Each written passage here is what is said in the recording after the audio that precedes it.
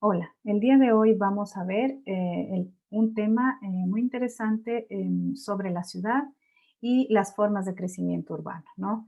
La ciudad, los entes urbanos son por naturaleza entes vivos, ¿no? Que están en continuo crecimiento y en continua evolución.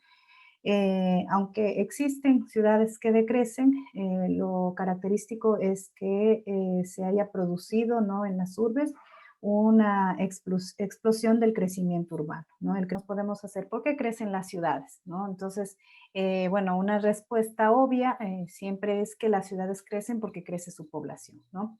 Sin embargo, el crecimiento de las ciudades se da por algunas cuestiones, ¿no? La primera serían las cuestiones demográficas, ¿no? Que responde al crecimiento poblacional natural de un asentamiento humano, ¿no? De su población, que normalmente la tasa de crecimiento pues es positiva y hay un crecimiento poblacional anual, ¿no? Pero también estas cuestiones demográficas implican movimientos migratorios, ¿no?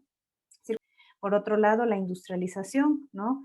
Desde que el mundo global, a nivel global se industrializa, ¿no? En los diferentes países este desarrollo industrial llega en diferente época, pero indiscutiblemente llega, entonces cambian los modos de producción y las ciudades necesitan espacio para acoger estas nuevas actividades y también para acoger a la gente que trabaja en estas actividades, ¿no? Que se aglutina alrededor de centros urbanos, ¿no? También la movilidad, ¿no? A motor, ¿no? Desde que aparece el automóvil, pues los desplazamientos se facilitan y por tanto, pues las ciudades tienden a crecer. También el mercado de suelo, ¿no? Es otro factor muy importante. Mucho tiene que ver con el costo del suelo, ¿no? La oferta y la demanda del suelo. También alrededor, pues, del mercado del suelo está el mercado especulativo, ¿no? Que le interesa comprar terrenos baratos y venderlos más caros a quien tiene necesidad, ¿no? De acceder a suelo para vivienda, por ejemplo, ¿no? Y esto va de la mano de las políticas y fomento de la planificación, ¿no? Planificación sin control produce también un crecimiento de la ciudad que pues responde más a los intereses del mercado o la falta de planificación, ¿no? En la que no se prevé ningún aspecto para controlar el crecimiento de la ciudad. Eh, bueno, entonces el crecimiento de las ciudades a partir de la revolución industrial o del proceso de industrialización genera pues a nivel global que las ciudades empiecen un crecimiento casi explosivo, ¿no? Vemos imágenes del crecimiento urbano de Londres, de Lima, ¿no? Que de Lima vemos también la ciudad de Quito, ¿no? Cómo crece, ¿no?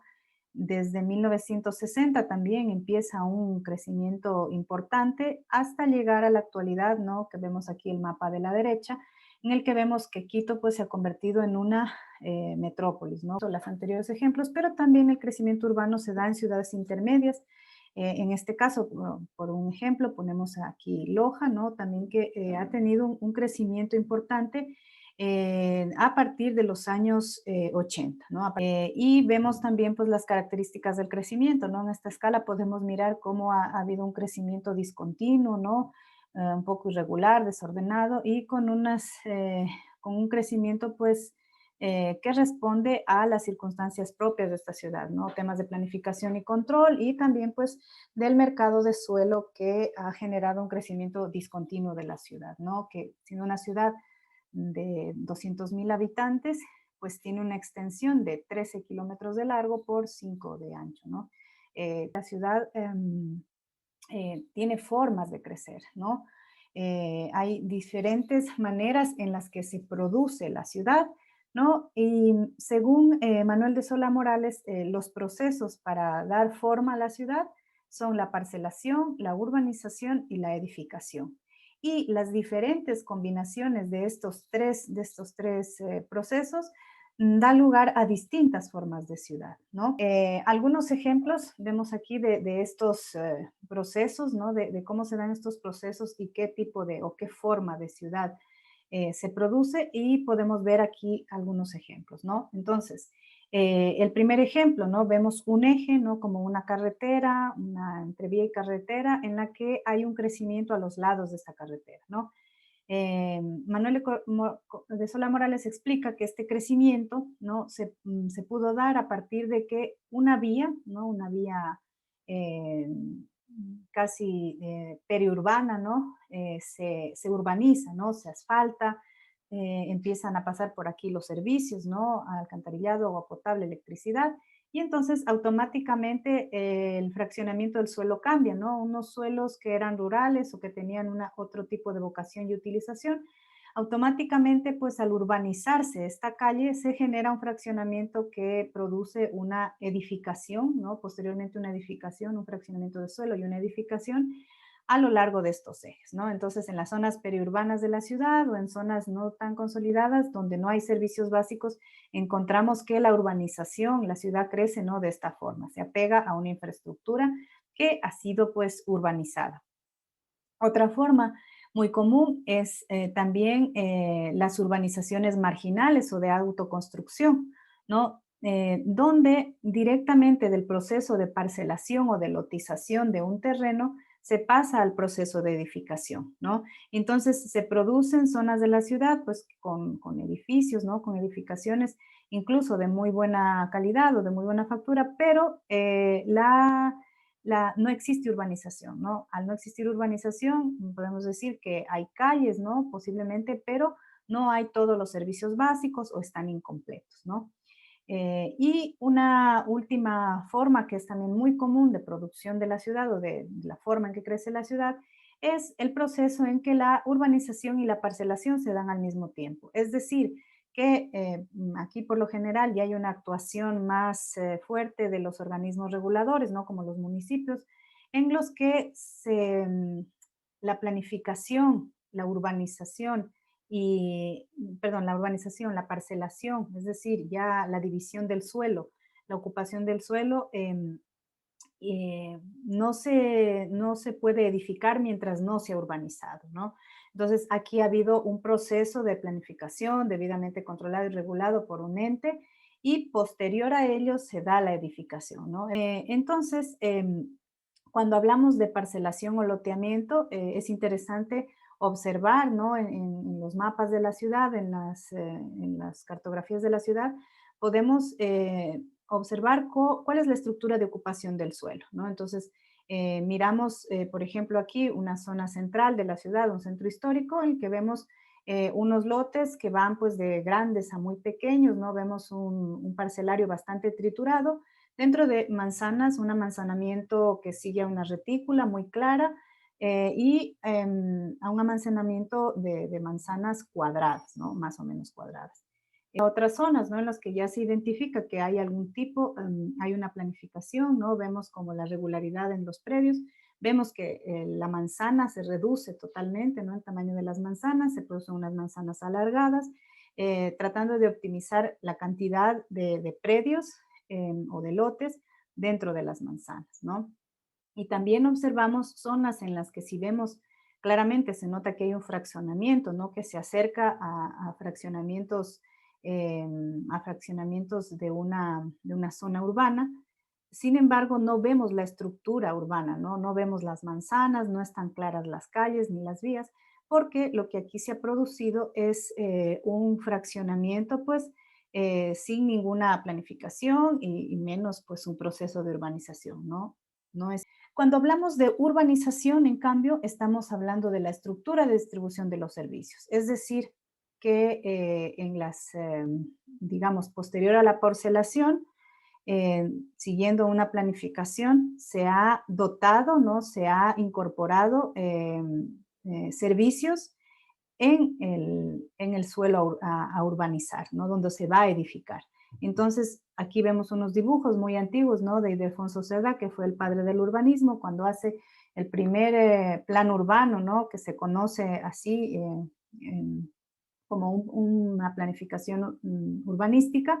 Él detalla no solamente el plan de ensanche de Barcelona, sino los detalles de cómo debía ser la urbanización, es decir, ancho de calles, ancho de vías, la sección vial muy clara, ¿no? Incluso muestra todo lo que se refiere a los sistemas de infraestructura, ¿no? El alcantarillado, las aguas lluvias, ¿no? Y muestra pues las características de la urbanización, ¿no? Entonces, cuando hablamos de urbanización, estamos hablando de todo el detalle ¿no? Más allá de una planificación que muestra una parcelación, ¿no? Manzanas y predios, nos muestra por dónde irán todas las infraestructuras y cuáles serán las características de la distribución de los servicios, ¿no? Cuando hablamos de urbanización, estamos hablando de la zona, sobre todo del espacio público, en la que se contienen pues los espacios para la vida colectiva y también los servicios, ¿no? Para la vivienda. Evidentemente, muchas zonas de las ciudades han crecido sin, o se han dado, no se han formado sin saltándose la urbanización y pues las ciudades al ser resilientes pues deben ir, digamos, complementando la urbanización en esas zonas de ciudad donde no se ha dado pues ese crecimiento, ¿no? Cuando hablamos de la edificación, ¿no? Para entender las formas del crecimiento urbano, también pues se identifican, ¿no?